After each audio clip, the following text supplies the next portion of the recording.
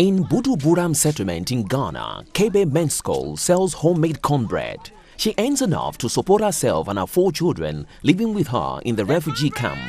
By many people's standards in the settlement, Men's School is doing well, but it hasn't always been that way.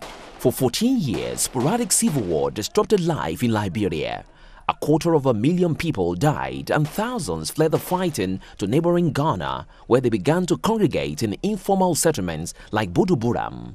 Men's School and our children were among those who fled. There was an attack in our village that day and we all separated. I went my own way and my parents went another side. So it was friends who brought me to Monrovia, and true friends that came in Ghana. At the height of the civil war, almost all of the 42,000 refugees based at Buduburam near Ghana's capital Accra were Liberians.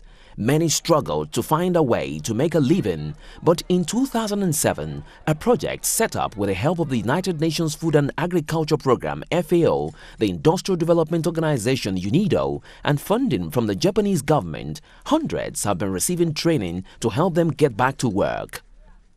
Today we have people who had virtually no education, no skills, coming out with their trainings, not only in vocational trainings, but also an intensive training on entrepreneurship trainings, which is giving them the competencies to be able to set up their own business. The 6-month training courses cover a wide range of skills from cooking, tailoring, and beauty parlor training for women to farming, carpentry, and welding for men.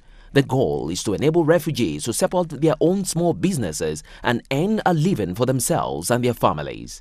Tete Party, coordinator, Ghana Refugee Board, says money generated through the training program has also been put into supporting the local Ghanaian community who have hosted refugees for so many years.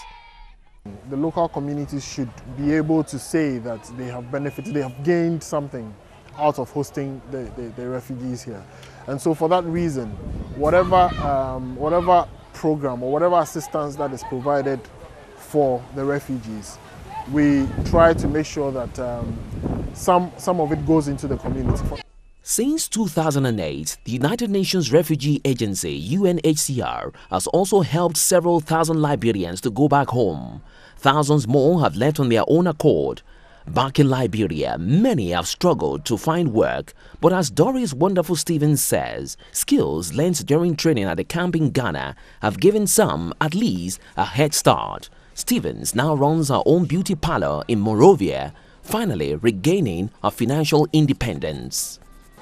You can depend on yourself as a woman. You don't have to depend on a man before the man give you money before you do anything, but on your own. If you decide to be a good career woman and you go into that trade, you will get an idea to more. Even when you start from a very small shop, so long you are very businessman, at times go by in life you have a bigger shop. Back in Buduburam, Kebe Men's School has high hopes for building up her cornbread business. I want our business big. I want to have a place, a big place that the name will be Kebe Cornbread Center.